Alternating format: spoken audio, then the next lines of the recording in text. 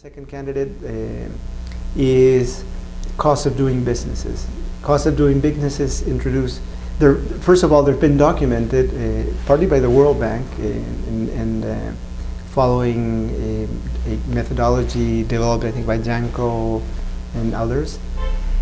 And there are large gaps between the cost of doing business across countries. I mean, we're talking about, gaps that are in the order of 7 times, between the highest decile and the lowest decile in cost of doing businesses.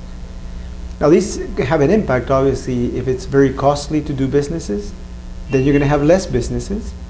Okay, that's the first effect. And having less businesses, well, business, is a capital in a way. And having less businesses will have a consequences of having to concentrate more employment in other firms. This will have an impact on aggregate productivity. The immediate consequence of this is if there are these big costs of doing businesses, well, firms might opt to not pay these costs and give up maybe some things that are obtained when you're a formal firm. So, for example, access to capital, or access to enforcement, sort of rule of law and enforcement.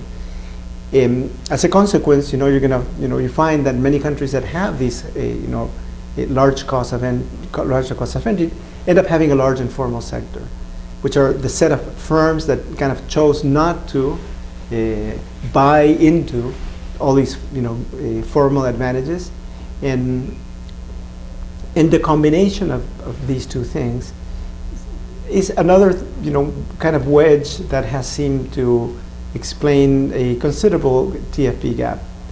I mean, still we're not talking about 7-to-1. I mean, still we're talking about, like in a study by Barsegian and Di Cecchio, they find that the gap in TFP that they can explain about the top and bottom decile of cost of entry is about 45%.